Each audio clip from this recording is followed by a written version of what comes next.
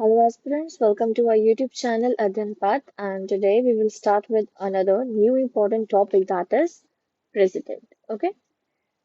So जब हम इनके पीवाई के एनालाइज करेंगे तो हमें देखेंगे कि जो इसमें आर्टिकल्स हैं वो तो इम्पोर्टेंट है ही, लेकिन इसमें से जो क्या आता है कि कंसेप्चुअल क्वेश्चंस भी पूछे जाते हैं।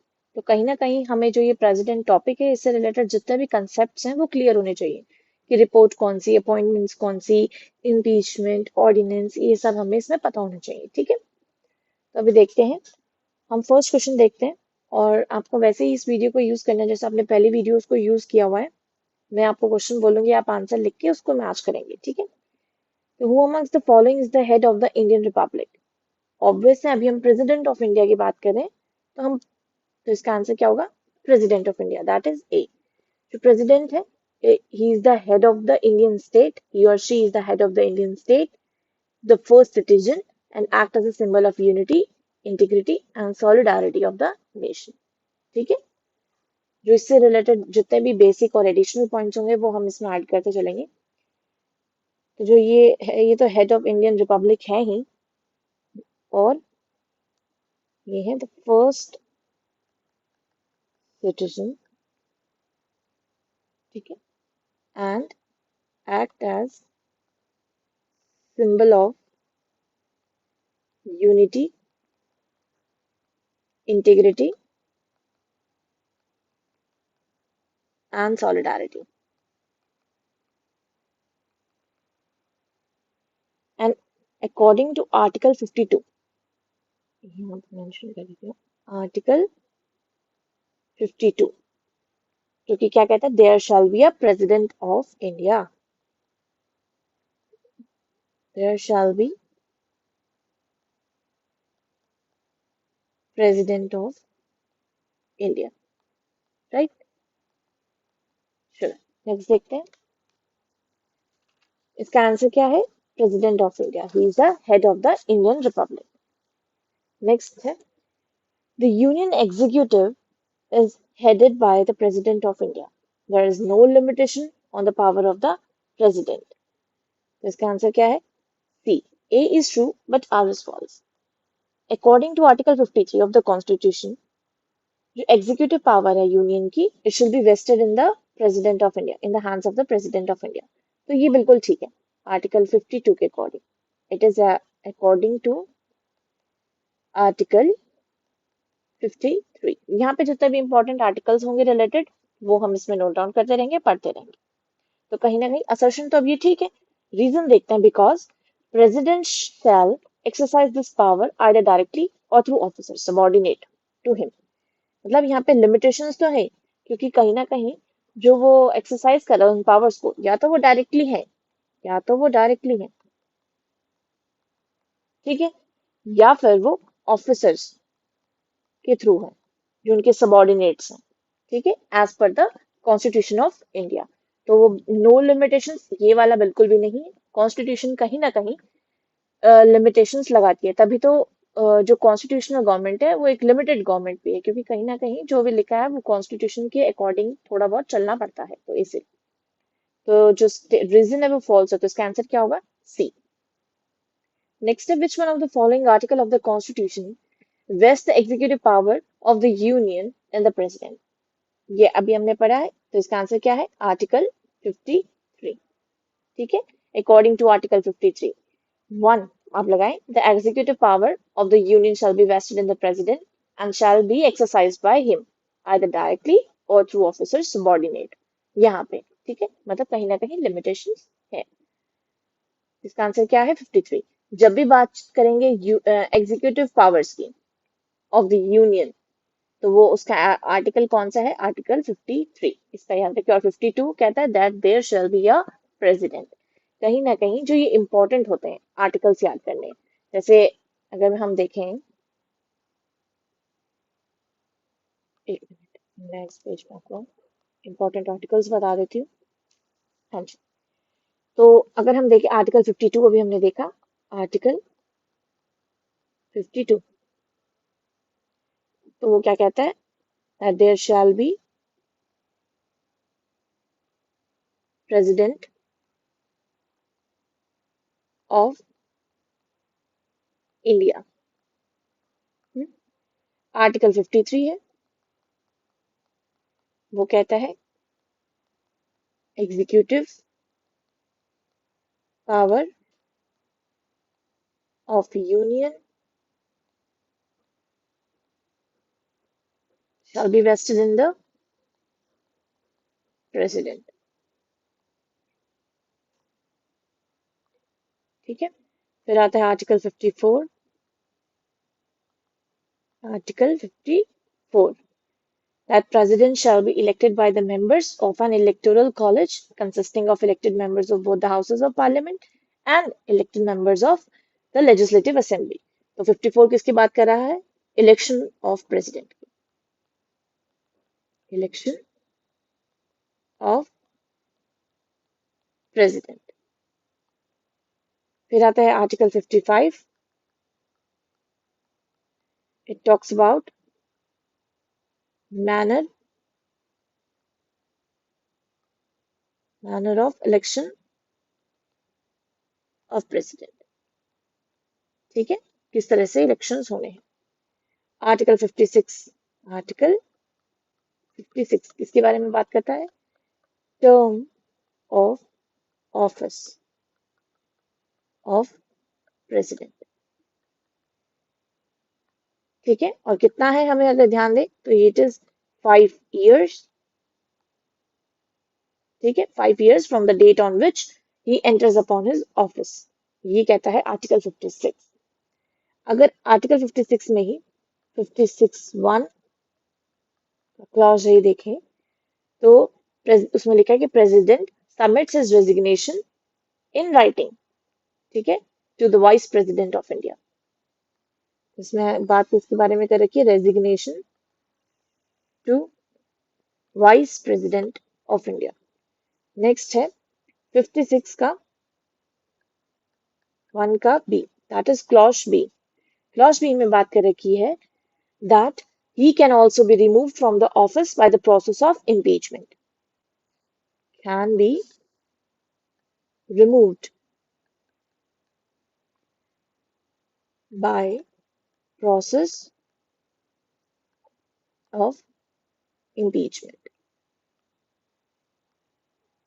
पर जो grounds of impeachment है कि किस बेसिस पे या किस स्पेसिफाइड ग्राउंड पे आपको वो इम्पीच हो सकता है, दैट इज आर्टिकल 61। ठीक है, तो इम्पीचमेंट की grounds are specified in article 61। ठीक है, ये हमने देख लिया।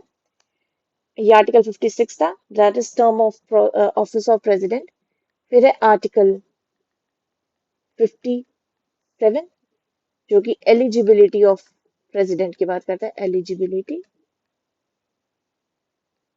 Of president. Article 58 qualification for election as president.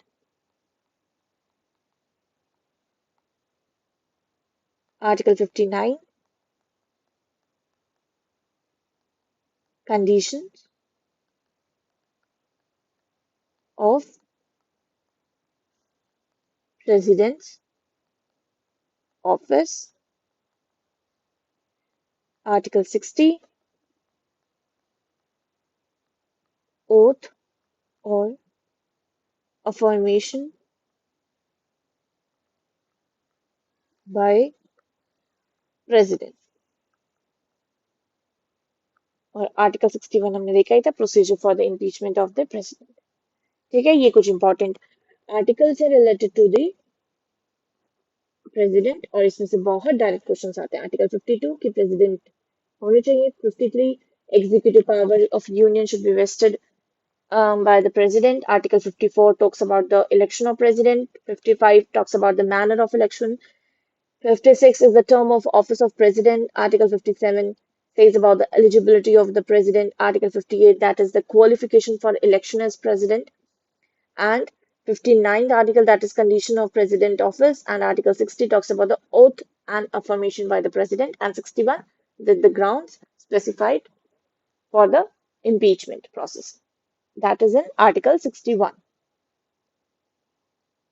तो ये अगर इन आर्टिकल्स में से बहुत डायरेक्ट क्वेश्चन आते हैं जैसे इसमें से आया हुआ है, कई बार मैच द फॉलोइंग में से पूछ लिए जाते हैं, ठीक है। तो चलो नेक्स्ट क्वेश्चन देख लेते हैं। The executive power of the union is vested in the president of India, ठीक है, ये तो बात सही है बिल्कुल, ये तो आर्टिकल 53 के according the executive power is concerned with carrying on the business of the government, ठीक है। तो इसका आंसर क्या है, ये स्टेटमेंट बिल्कुल ठीक है लेकिन कहीं ना कहीं इसको जस्टिफाई नहीं करता, इसका रीजन नहीं है। तो both A and R are true, but R is not the correct explanation of A. तो इसका आंसर क्या होगा, B. According to Article 53, अभी हमने बात करी थी, that the executive power of the union shall be vested in the president. But according to Article 77, ये Article 77, all executive actions of the government of India shall be expressed to be taken in the name of the president. Business of the government लिखा है ना, but article 77 ये कहता है कि जो भी एग्जीक्यूटिव एक्शंस हो रहे हैं related to the government of India, executive actions जो भी हो रहे हैं, ठीक है, of government of India shall be expressed in name of the president, ठीक है। तो इसका आंसर क्या है, both A and B and both A and R are true and R is not the correct explanation of A. और ये हमने articles discuss किए थे। नेक्स्ट क्वेश्चन देख लेते हैं।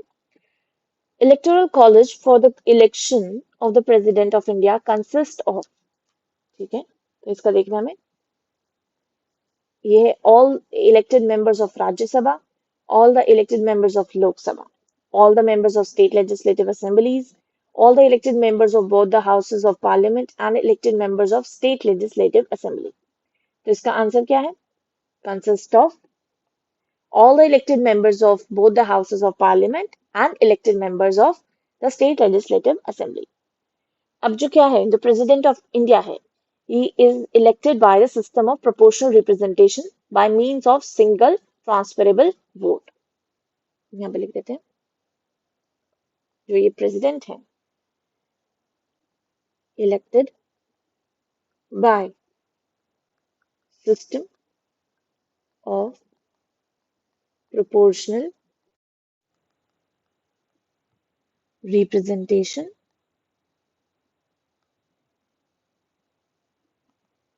by means of single transferable vote. And voting should be done by the secret ballot. ठीक है, this is an indirect method of elections. तो आर्टिकल 54 क्या करता है, describes the method of election of president. और वो क्या कहते हैं, the president shall be elected by the members of an electoral college consisting of all the elected members of both the houses. मतलब both the houses of parliament, that is Lok Sabha plus Rajya Sabha, ठीक है, and all the elected members of the legislative assemblies of state. Legislative council नहीं, legislative state.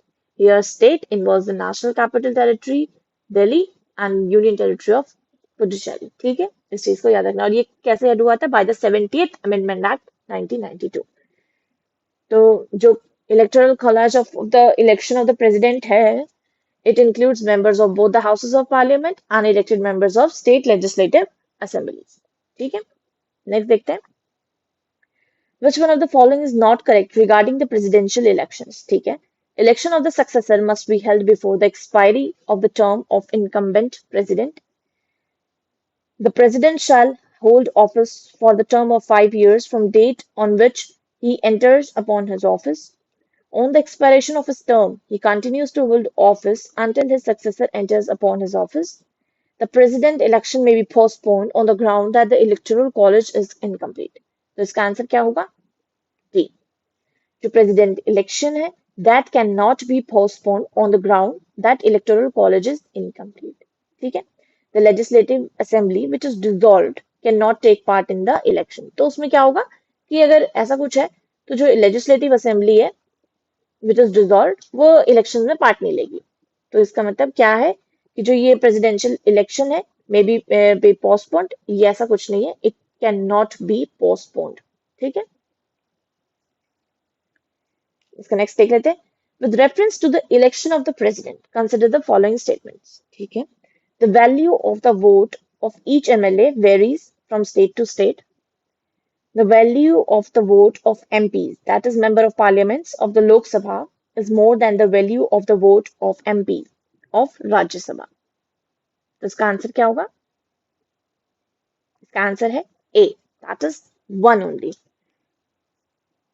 देखो कैसे, ये थोड़ा सा एक मुझे लगता है इसका एक्सप्लेनेशन एक बहुत इंपॉर्टेंट है. बिकॉज क्या होता है कि कई बार इसमें से क्वेश्चन आता है और बहुत काफी कंफ्यूजिंग हो जाता है. एक जो फॉर्मूला है, फॉलोइंग जो उसका फॉर्मूला है to calculate the vote value, वो भी हमें एक बार पता होना चाहिए, वो इसमें हम डिस्कस कर लेंगे. देखो क्या होता है कि कॉन्स्टिट्यूशन है provides that there shall be uniformity. किस चीज में? In the scale of the representation, ताकि जो डिफरेंट स्टेट्स है और जो उनके बीच की पैरिटी है, मतलब वो एक एज अ होल एक बैलेंस रहे. ठीक है, यूनिफॉर्मिटी रहे उसमें. तो कैसे है उसमें? जो value of the vote of MLA है, एक मिनट, हमने ये एक पेज पे लिख देते हैं.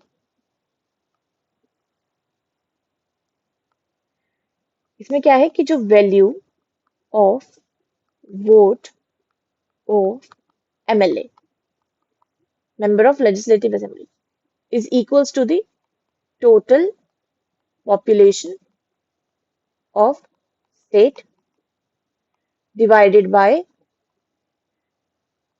total number of elected member in state legislative assembly, and it is multiplied by 1000. ठीक है, इसमें क्या है? The value of each, the value of vote of each MLA varies from state to state. ठीक है, ये बात जो फर्स्ट स्टेटमेंट था ये तो बिल्कुल करेक्ट था. ठीक है, due to the different population of each state. अब हर स्टेट की पॉपुलेशन सेम तो नहीं है, तो उसकी वजह से वेरिएशंस जो है, जो वोट वैल्यू है वो वेरी करती ही करती हैं. ठीक है, and the total number of elected members वो भी वेरी करते हैं. तो अब तो इसका मतलब क्या है कि जो स्टेटमेंट है इस चीज की वो करेक्ट है. हम एग्जाम्पल ले सकते हैं, जैसे for the value vote of each MLA, जो अरुणाचल प्रदेश लेजिस्लेटिव असेंबली है वो 8 है, whereas value vote of each MLA of Uttar Pradesh legislative assembly 208.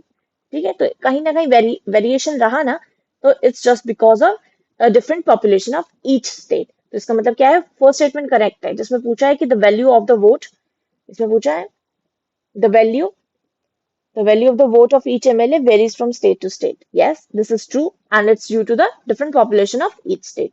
Next पूछा है, the value of vote of MPs of Lok Sabha is more than the value of the vote of MPs of Rajya Sabha. ये पूछा है. ये तो था vote value for the MLA. पर अगर हम देखें किस चीज का formula, to calculate sum of vote of elected members of all state, उसका vote value of member of parliament. ठीक है, एमपीज का जो सेकंड स्टेटमेंट है हम उसको देख रहे हैं. इसमें क्या है? Sum of vote values of elected member of all state legislative assemblies. ठीक है, अपॉन में number of elected member of both houses. कौन कौन से? Lok Sabha plus Rajya Sabha of parliament. ठीक है, यहाँ पे इस फॉर्मूले में जो ये vote value of member of parliament है, कहीं ना कहीं value of vote of MLA, इस चीज का पता होना चाहिए, इसलिए मैंने आपको पहले वो बताया। नेक्स्ट क्या है, इसमें ये पूछा था ना कि जो लोकसभा के जो वोट्स वैल्यू वोट है वो ज्यादा होंगे राज्यसभा से। इससे ये क्लियर हो जाता है, जो ये फॉर्मूला है इससे ये क्लियर होता है कि the value of each member of Lok Sabha and each member of Rajya Sabha is same if the vote value of one member is to be count, the value of the vote of each member of both the houses is same। यहाँ पे जो ये ज्यादा आ रहा है ना, ऐसा नहीं है, इट इज सेम। तो स्टेटमेंट टू क्या है, रॉन्ग है। अब हमें फॉर्मूला के पे पता चल गया। कई बार क्या होता है, हमसे ना डायरेक्टली फॉर्मूले में पूछ लिया जाता है, जैसे in the electoral college for the president election in India, the value of the vote of elected member of legislative assembly equals state population divided by the number of elected member of the state assembly into 1000। तो कई बार into 100 कर देते हैं, 1000 की जगह 100 कर देंगे, ठीक है। Legislative assemblies plus legislative council कर देंगे, ऐसे करके हमें कंफ्यूज कर देंगे। तो पर लेकिन हमारे कंसेप्ट अगर क्लियर है तो जो फॉर्मूला है वो यही रहेगा, ठीक है। एक बार आप इसे देख लेना। तो इसका आंसर क्या है, वन, क्योंकि हमारा स्टेटमेंट वन ही ठीक है। यहाँ पे मोर एंड लेस कुछ नहीं है, इसमें सेम आना था। नेक्स्ट है, consider the following statements about the president of India, ठीक है। He should be citizen of India by birth, he should have completed the age of 35 years and he should be qualified for election as a member of parliament, ठीक है। तो इसका answer क्या है, only to. इसमें क्या है कि he should be citizen of India by birth, ऐसा नहीं है, he should be a citizen of India, ठीक है। और ये अगर हम देखें तो it is according to article 58, article article 58 क्या करता है, क्वालिफिकेशन ऑफ जो इलेक्शंस है for the elections of president, वो इसको वो ये आर्टिकल डिस्क्राइब करता है। तो अकॉर्डिंग टू आर्टिकल 58 के clause one, no person shall be eligible for election as a president unless he is a citizen of India by birth। ये सब नहीं, naturalization ये भी मैटर करता है, but he should be a citizen of India, has completed the age of 35 years। ये तो वाला ये हमारा जस्टिफाई करता है, बट ये नहीं करता, बाय बर्थ नहीं है। इट्स इतना होता तो ये बिल्कुल ठीक होता। तो he should be a citizen of India।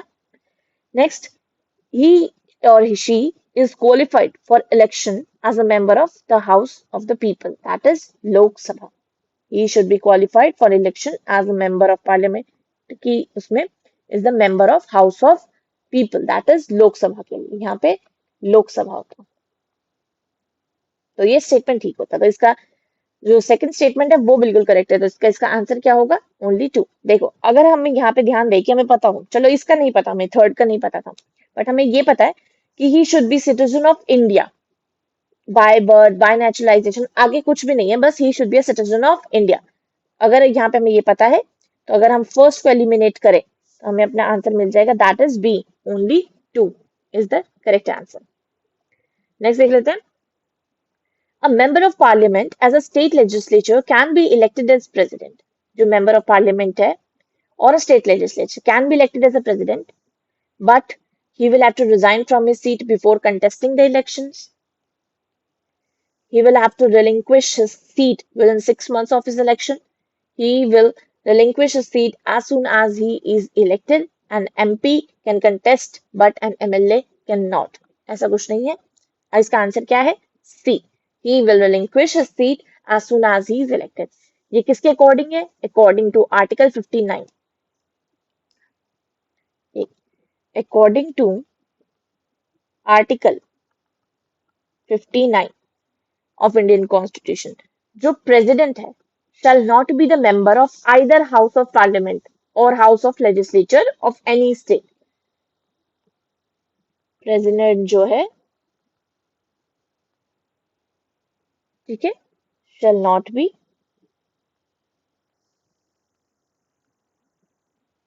member of either House of Parliament,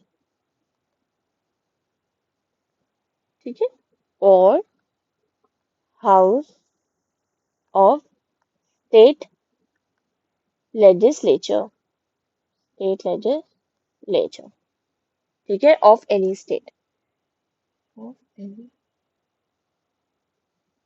any state, ठीक है। And if a member of either house of parliament या फिर house of the legislature of any state, so he shall be deemed to have vacated his seat in that house on the date on which he enters upon his office as president. तो ये 6 month वाला कोई scene नहीं है। as soon as possible as he is elected, मतलब जैसे ही वो अपने जिस दिन उसको एंटर करना होगा उस दिन से he will not be the member of that house of the parliament or the legislature, ठीक है। तो वो अपनी सीट को वहां पे वेकेंट कर देगा। तो it is as soon as he is elected। Next question देख लेते हैं। The Indian president is eligible for re-election for how many times? So it is any number of times. Article 57 जो है Constitution का वो क्या कहता है? It deals with the eligibility for re-election of the president. Article 57 deal करता है with re-election of the president, according to which any person who holds office as president shall be subject to the other provision of the constitution be eligible for re-election to that office। मतलब कहीं ना कहीं उसमें हमारे constitution में कहीं भी justified नहीं कि बस वो एक बार प्रेसिडेंट बन सकते हैं, 2 बार, 3 बार, ऐसा नहीं है, ठीक है। तो ये ध्यान रखना। राजेंद्र प्रसाद जी 3 बार बने थे और 2 टाइम्स उनका फुल टर्म प्रेसिडेंट उनका प्रेसिडेंट टेन्योर था, ठीक है। तो इसमें आएगा एनी नंबर ऑफ टाइम और इससे रिलेटेड आर्टिकल कौन सा है? 57। इसका भी ध्यान रखें, मतलब आर्टिकल्स का भी ध्यान रखें। कंसेप्ट तो इसमें इंपॉर्टेंट है ही, लेकिन कहीं ना कहीं आर्टिकल्स भी इसमें बहुत इंपॉर्टेंट है, ठीक है। नेक्स्ट क्वेश्चन है, the president of India can be remove from his post by parliament, ठीक है। इसका आंसर है D, parliament. According to article 56(1) का क्लॉज पी, हमने बात करी थी इम्पीचमेंट की। The president can be removed from office by impeachment for the violation of the constitution and the process of impeachment can be started by either house. एक another important चीज है, parliament उसको remove कर सकता है, ठीक है, बाय प्रोसेस ऑफ इम्पीचमेंट, ठीक है। ठीक है, ये जो चीज है ये किसने लिखी है? आर्टिकल 56 के क्लॉज बी में, ठीक है। और इम्पीचमेंट का पूरा पूरा प्रोसेस वो किसमें लिखा है? आर्टिकल 61 में, ठीक है। और क्या है कि जो इम्पीचमेंट प्रोसेस है वो कोई भी हाउस स्टार्ट कर सकता है, यही नहीं कि लोकसभा करेगा या राज्यसभा हाउस करेगा, नहीं, it is not like that. वो कोई भी हाउस उसको स्टार्ट कर सकता है in accordance with the provisions of article 61, ठीक है। इस चीज को ध्यान रखें। तो इसका आंसर क्या है? पार्लियामेंट। फिर है next, at least how many days for prior notice is required for the impeachment of the president of India? तो इसका आंसर है that is 14 days according to article 61। अब हम बात करेंगे आर्टिकल 61 की। सिर्फ 56 में ये लिखा था कि पार्लियामेंट को रिमूव किया जा सकता है from his post by the process of impeachment, बस इतना लिखा है। पर लेकिन जो उसके ग्राउंड्स है, उसकी स्पेसिफिकेशंस है, वो आर्टिकल 61 में मिलेंगी। तो आर्टिकल 61 के अकॉर्डिंग जो प्रोसेस ऑफ इम्पीचमेंट है that can be started from either house of the parliament and it is required to give prior notice of at least 14 days। ये आइदर हाउस कैन स्टार्ट, ठीक है। Article 61 का clause 2 कहता है, 61 है ये,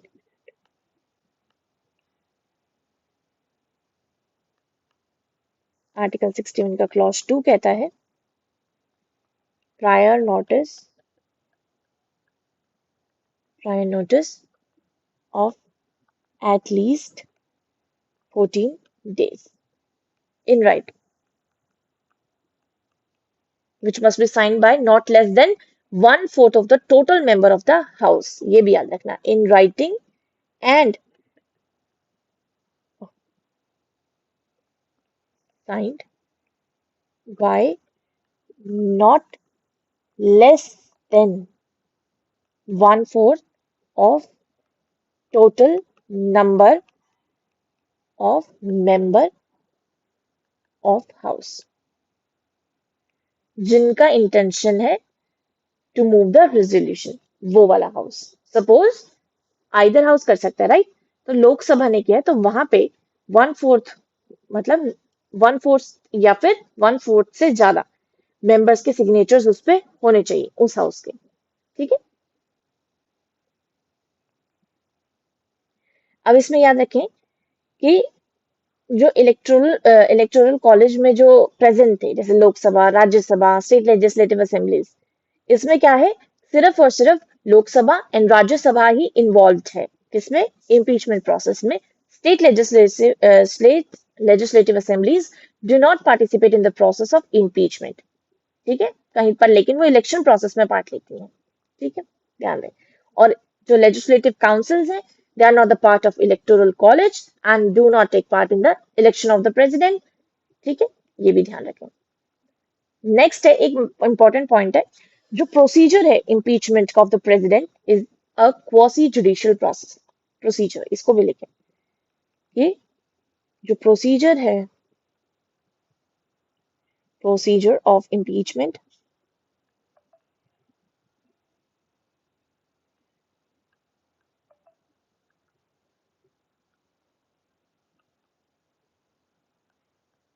is quasi-judicial procedure.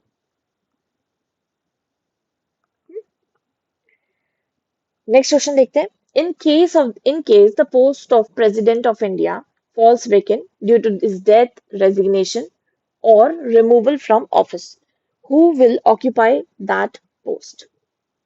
तो इसका आंसर क्या होगा? Vice president. ठीक है, और it is related to article 65 का 1, which describes that in the event of the occurrence of any vacancy in the office of president by reason of death, resignation, or removal, vice president shall act as president until the date on which a new president is elected. ठीक है, जब तक एक नया president elected नहीं हो जाता, ठीक है, तब तक वाइस प्रेसिडेंट जो है वो इस सीट पे रहेंगे। ठीक है, ये चीज इसमें पूछी थी। नेक्स्ट है, अब यही देखना कि in case of president of India falls vacant and there is no vice president, तो who will be the following acting president? अब बताना है कि अगर प्रेसिडेंट की जो सीट है वो तो वैकेंट है, बट कोई वाइस प्रेसिडेंट भी नहीं है, तो अब कौन करेगा? तो इसका आंसर क्या होगा? D, chief justice of supreme court. एक था the president act 1969, president act 1969 of India. वो क्या कहता है? That the Chief Justice of India shall act as a President of India in the event of the office of both the President and Vice President being vacant. ठीक है, अगर ये दोनों की जो सीट्स है ये वेकेंट है, तो क्या होगा? और चीफ जस्टिस होगा। And in the absence of Chief Justice of India, the senior most judge of Supreme Court shall perform the function of the President. ये किसके अकॉर्डिंग है? ये एक एक्ट के अकॉर्डिंग है, दैट इज प्रेसिडेंट एक्ट 1969। उसके according अगर vice president भी नहीं है, प्रेसिडेंट भी नहीं है, तो जो प्रेसिडेंट की सीट है उस पर कौन रहेंगे? Chief justice of supreme court. ठीक है, अगर suppose chief justice of supreme court नहीं कर पा रहे, नहीं है, तब कौन होंगे? सीनियर मोस्ट जज ऑफ सुप्रीम कोर्ट। ठीक है, इस चीज का ध्यान रखें। नेक्स्ट क्वेश्चन देख लेते हैं। During the term of office no litigation can be instituted in any court of law against the President of India. President's office is above the Constitution. देखिए, इसका आंसर थोड़ा सा वो रहता है, लेकिन इसका आंसर क्या होना चाहिए? एज पर द आर्टिकल 361 का जो 2 है, इसमें क्या है कि जो क्रिमिनल प्रोसीडिंग्स हैं shall be instituted or continued against the President or the Governor of a state in any court during its term of office. But under the provision 361 clause A, a civil proceeding can be instituted against the president or the governor of a state during its term of office after 2 months of giving written notice. तो कहीं ना कहीं ये दोनों statement ही गलत हैं। और ये president office is above the constitution, ये तो बिल्कुल ही गलत है। ठीक है, तो इसका आंसर क्या, इसका आंसर दोनों ही गलत है। ठीक है, ये एक डिस्प्यूटेड क्वेश्चन था, बट मुझे आपके सामने ये इसीलिए लाना था कि इसमें हम सोचेंगे कि president office is above the constitution, और हम कई बार क्या कर सकते हैं, इसको सही करें, during the term of office no litigation, ऐसा नहीं है। आर्टिकल 361, आर्टिकल 361 का क्लॉज 2 पढ़ना आप जाके, उसमें यही लिखा है कि जो क्रिमिनल प्रोसीडिंग है, इट शैल बी इंस्टीट्यूटेड और कंटिन्यूड अगेंस्ट द प्रेसिडेंट या governor of any state in any court during its term of office. पर क्या है कि आर्टिकल 361 के ही फोर्थ क्लोज में क्या रखा है कि civil proceedings can be instituted, ठीक है, during its term after 2 months of giving written notice. इसमें है after 2 months of given notice. तब तक तो कुछ भी नहीं होता, इसलिए इस चीज को एक बार आप जाके पढ़ें। तो इसका ये डिस्प्यूटेड क्वेश्चन था, इसलिए मैंने ये आपके सामने लाया। ठीक है, विच of the following expression is appropriate regarding the message to call joint sitting of both the houses under Article 108 of the Constitution of 8. पहली बात इसमें आपको याद रखना है, Article 108 it talks about the joint sitting of both the houses in the certain cases. ठीक है, joint sitting of both the houses किसमें है related? It is in Article 108. ठीक है, तो appropriate expression क्या है इसका? intention. If after a bill has been passed by one house and transmitted to the other, the bill is rejected by the other house, ये मतलब इसके वो है। ठीक है, the house have finally disagreed as to amendment to be made in the bill। ठीक है, more than 6 months elapse from the date of the reception of the bill by the other house without the bill being passed by it।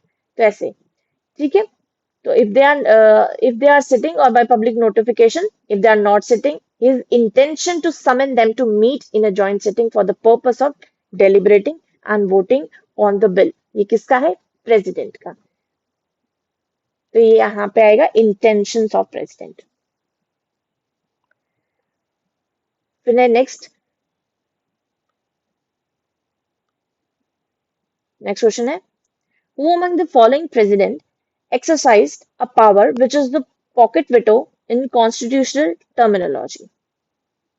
ठीक है, तो इसका answer है ज्ञानी जेल सिंह। अब pocket veto क्या है? It is a legislative manoeuvre that allows a president to exercise that power over a bill by taking no action, by taking no action। Pocket veto ये है एक लेजिस्लेटिव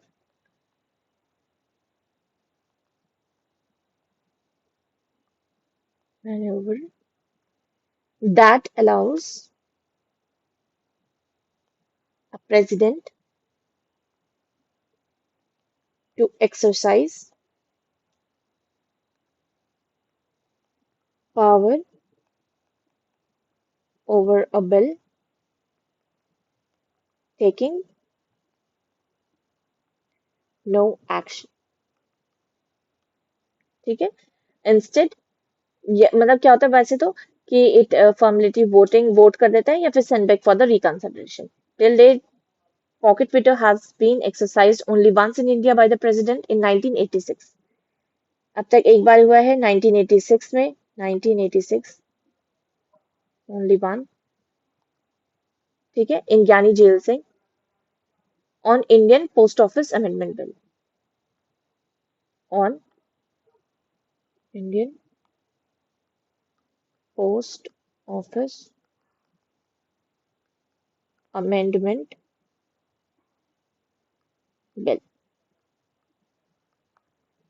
ठीक है, नेक्स्ट क्वेश्चन देख लेते हैं हम। Under which article of the Indian Constitution the President of India enjoys the power to withhold the assent to any bill passed by both the houses of the Parliament? तो इसका answer क्या होगा?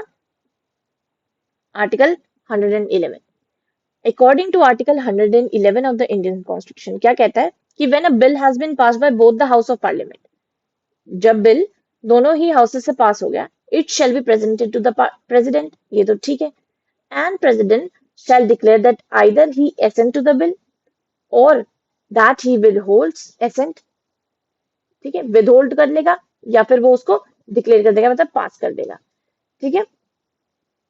It is not essential to take advice from council of ministers in the case when assent to a bill is given by the president. उस time पे president के पास president मतलब essential नहीं है कि वो एडवाइस ले किसी भी काउंसिल ऑफ मिनिस्टर, मतलब सबॉर्डिनेट से, तो वो डायरेक्ट यहाँ पे आ गया, ठीक है, उसकी डायरेक्ट पावर है। वाइल इन अदर केसेस, जैसे कि अपॉइंटमेंट ऑफ एम्बेसडर्स हो गया, या assent bill refers by the governor, या डिसॉल्व द लोकसभा, या assent on constitutional amendment bill, तब कहीं ना कहीं काउंसिल ऑफ मेंबर्स की एडवाइस की जरूरत होती है, ठीक है। बट लेकिन अगर उसको कोई जो बिल है जो दोनों ही पार्लियामेंट, जो हाउस ऑफ पार्लियामेंट से पास हो गए, उस टाइम पे वो ही कैन विदहोल्ड और या डिक्लेयर कर सकता है उस बिल को, ठीक है, ध्यान रखेंगे इसका। एक और है कि under article 111 of the Indian constitution, जो प्रेसिडेंट है, he can not return the finance bill for the reconsideration, can not return finance bill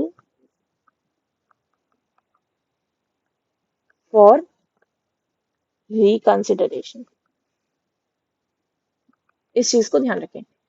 Finance bill shall be not be introduced or moved except on the recommendation of the president, and a bill making such provision shall not be introduced in the Council of States.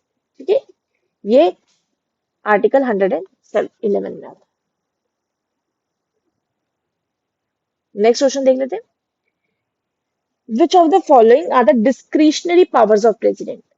Legislative, executive, judiciary से अलग discretionary powers कौन सी है?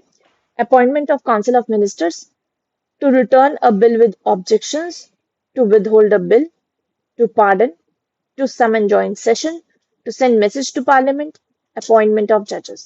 तो इसका answer क्या है? 2, 3 and 6। That is to return a bill with objection, to withhold a bill, and to send messages to the parliament. That is it. To return the bill with objection and to withhold are the discretionary power of the president, और जो power of appointment of judges of Supreme Court, High Court, या appointment of Council of Minister है, it is the executive powers। ये इसकी executive power, ठीक है। To summon the joint session of parliament is the legislative power। It is the legislative power।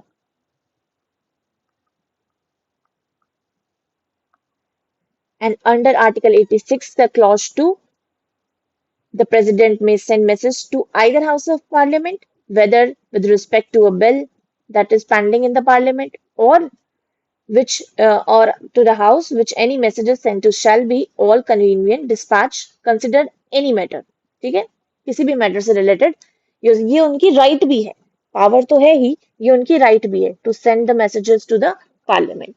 Appointment of जजेस, ये भी उनकी एग्जीक्यूटिव पावर हो गई, ठीक है, इसको ध्यान रखें। तो इसका आंसर क्या है? 2, 3, 6। To return a bill with objection, to withhold a bill, and to send messages to the parliament। Next question देख लेते हैं।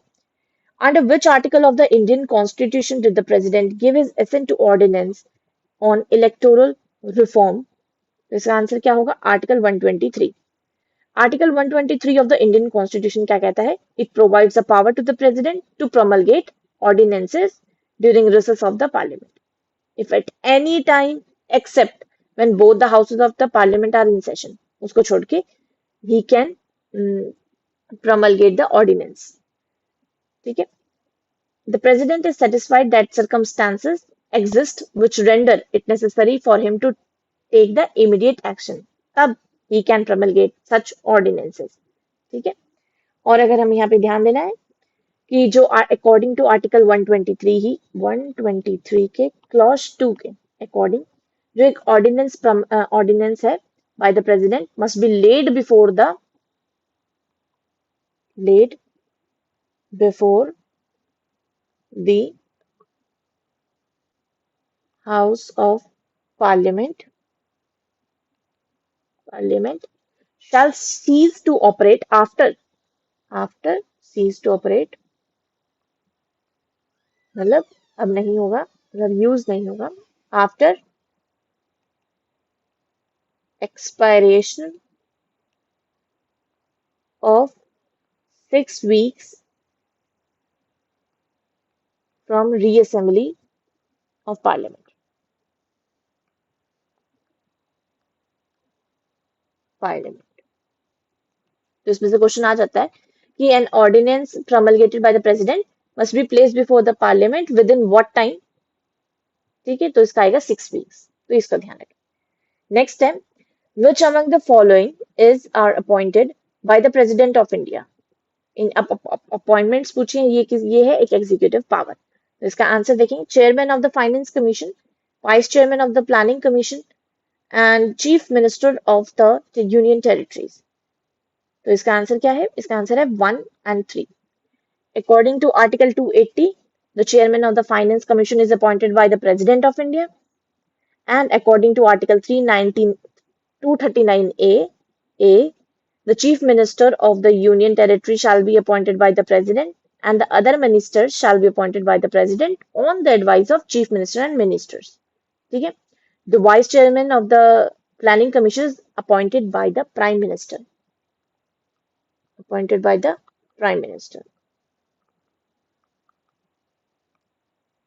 याद है कि कई बार क्या हो जाता है वाइस चेयरमैन की जगह अगर वाइस प्रेसिडेंट लिखा है तब भी आंसर क्या होगा is not appointed by the president because vice president is elected in the manner provided in the article 66 तो इस चीज का भी हमें ध्यान रखना है और क्या अपॉइंटमेंट्स है अटॉर्नी जनरल की controller and auditor general governor of the state यहाँ पे लिख देती हूँ अपॉइंटमेंट अटॉर्नी जनरल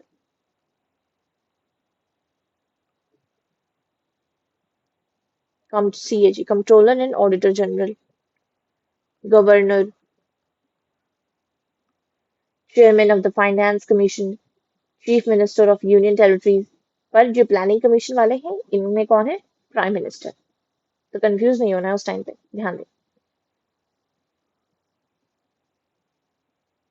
नेक्स्ट है which article of the Indian constitution empowers the president to consult the supreme court तो इसका आंसर है आर्टिकल 143 143 ऑफ द कॉन्स्टिट्यूशन क्या कहता है it empowers the president to consult the supreme court on the question of law या fact ठीक है he can consult the supreme court but he is not bound to accept the advice given by the supreme court but इसका याद रखें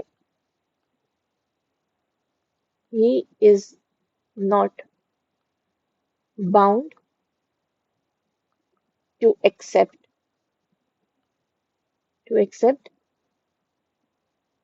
the advice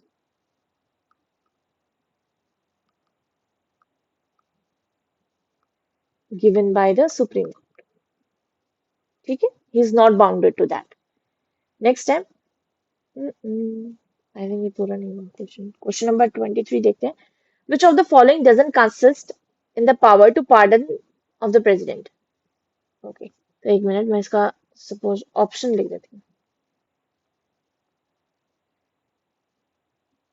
does not consist इसका 6 7 1 3 5 6 7 1 2 4 1 तो इसका answer क्या होगा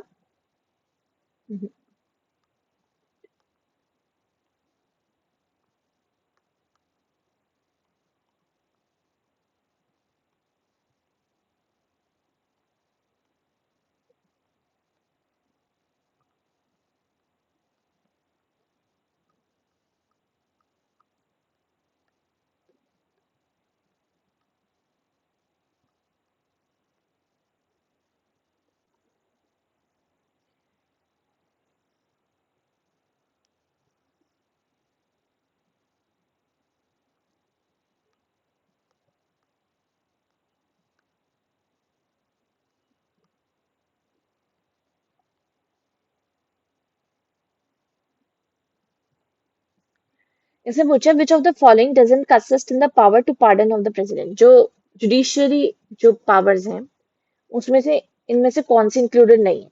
pardon, commutation, remission, respite, reprieve, detention and continuation. ठीक है, ये है पनिशमेंट। तो इनमें से कौन सी नहीं इंक्लूड की जाती? वो है six and seven, that is C, detention and continuation. According to article 72, according to article 72 of the constitution, president have the power to grant pardon, reprieve, respite, remission or of punishment, or to suspend, remit or commute the sentence of any person convicted of any offense. ठीक है, this also includes punishment or sentences by a court martial. तो इनमें से कौन सा included नहीं है? वो है डिटेंशन एंड कॉन्टिन्यूएशन, बाकी सब है। ठीक है, नेक्स्ट क्वेश्चन है, according to the constitution of India, it is the duty of the President of India to cause to be laid before the Parliament of which of the following? The recommendation of the Union Finance Commission. तो आप याद रखिए थोड़ा बहुत concept अगर याद हो आपको बेसिक, कि अपॉइंटमेंट भी फाइनेंस कमीशन के जो चेयरमैन कौन करता है? प्रेसिडेंट। फिर है the report of the public accounts committee, the report of the controller and auditor general, the report of the national commission for the schedule caste. Controller and auditor general appointment भी वही करते हैं। ठीक है, तो हम इसमें ध्यान देना, हमें इसमें बताना है कि किसके सामने वो रिपोर्ट्स रखी जाती है, किन किन की रिपोर्ट्स रखी जाती हैं। तो इसका आंसर है सी, 1, 3 एंड 4। क्या है? It is the duty of the president to cause to be laid down the recommendations made by the union finance commission, report of controller and auditors general and report of national commission of schedule caste. अब ये किसके under है? ये तो है article 281 के under. ठीक है, ये कंट्रोलर एंड ऑडिटर जनरल वाला है, ये है आर्टिकल 151 के अंडर, और ये वाला है 338 के क्लॉज 6 के अंदर। पर जहां ये बात कर रहे हैं पब्लिक अकाउंट कमेटी की, ठीक है, it is a committee of the selected members of the parliament constituted by the parliament of India and it's chairman is appointed by the speaker of Lok Sabha. तो इनके जब अपॉइंटमेंट कौन कर रहे हैं? By the speaker of Lok Sabha, ये याद रखना। ठीक है, बाकी सब it is the duty of the president. Next है, who has the constitutional power to declare a geographical area as a scheduled area? Obvious है, अभी हम प्रेसिडेंट की बात करें तो हमें ध्यान देना है कि जो प्रेसिडेंट है उनके पास कॉन्स्टिट्यूशनल पावर है to declare a geographical area as a scheduled area.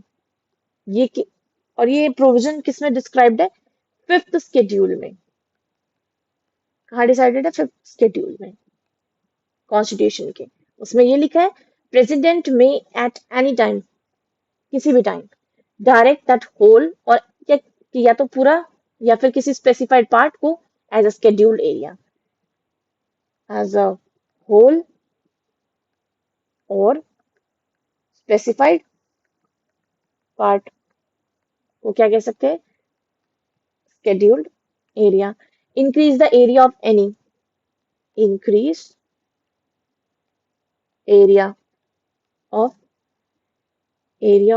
State after consultation, scheduled area of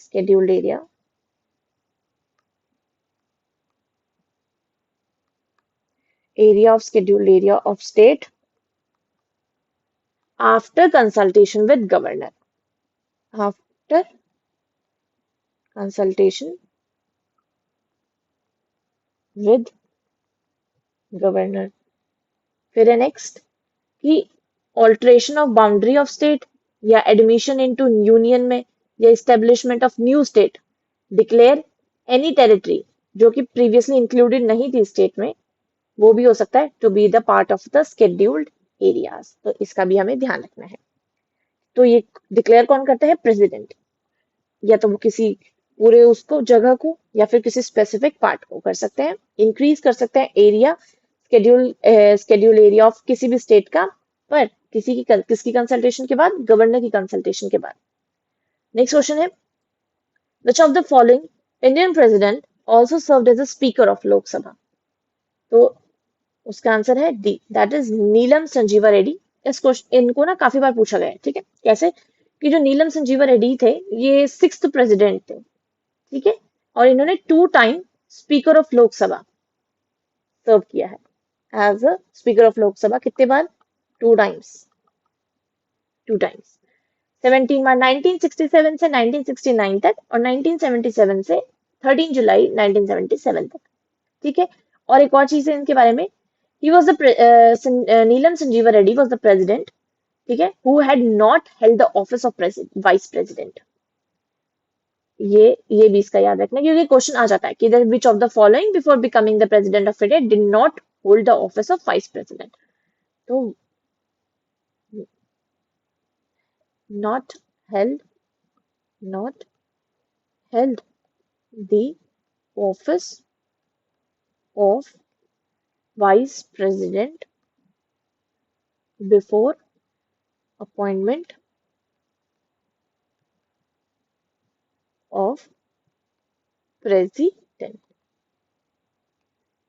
ठीक है। नेक्स्ट है, among the following president of India who is known as the philosopher king या philosopher ruler। तो ये कौन है? Doctor Radha Krishnan. he was the second president of India 1962 से 67। Doctor Sarvepalli Radhakrishna, उन्हें क्या कहा जाता है? फिलोसोफर किंग और द फिलोसोफर रूलर। एक और चीज आपको याद होगी, ऐसे कौन से प्रेसिडेंट थे जिन्हें मिसाइल मैन कहा गया था? मिसाइल मैन, वो कौन थे? डॉक्टर APJ अब्दुल,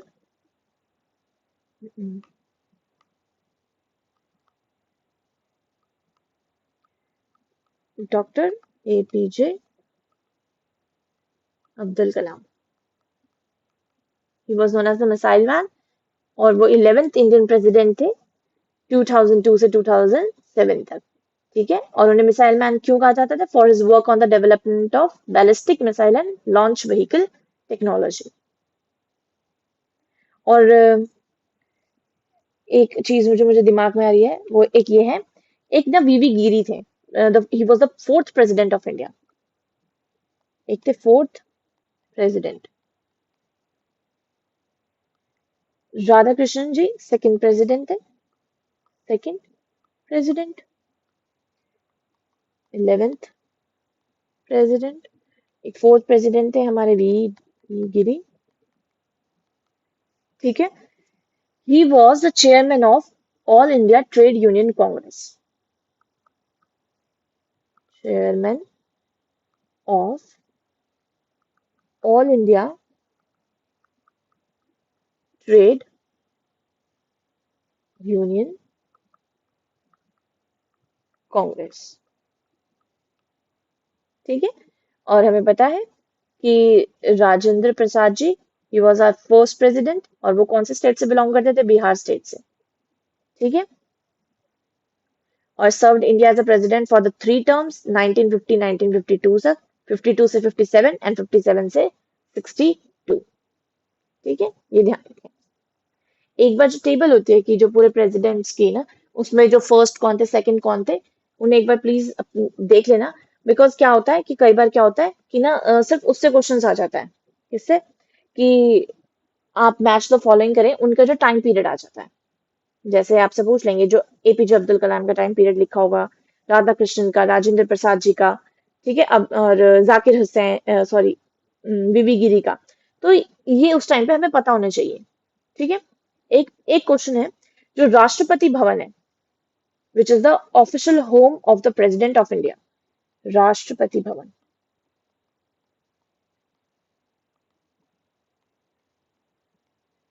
ये क्या है?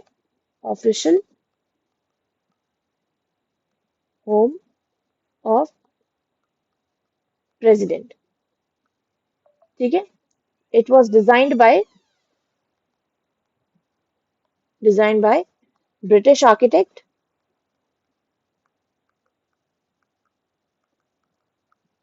Edwin Lutyens.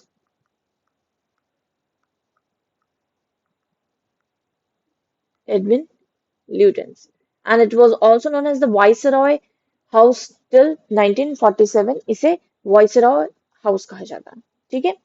With this, we have completed our topic president. अब इसके बाद आप क्या करें, जाके एक बार चैप्टर रीड जरूर करें इन क्वेश्चंस को करने के बाद। अगर आप करके भी आए हैं तब भी, और नहीं किया है तो तब भी आप एक बार इन क्वेश्चंस को करें, और इसके बाद आप जाके प्रेसिडेंट वाले चैप्टर को एक बार रीड करेंगे ना, लक्ष्मीकांत में से पढ़ लें आप, तो आपको क्या होगा, आपको इनके कंसेप्ट और ज्यादा क्लियर हो जाएंगे, आपको ये लर्न हो जाएंगे, आपको पता चल जाएगा कि क्वेश्चन किस पैटर्न पे और किस बेसिस पे आए हुए हैं, उनके कंसेप्ट आपको क्लियर हो जाएंगे। तो एक बार जरूर जाके इनको देखना।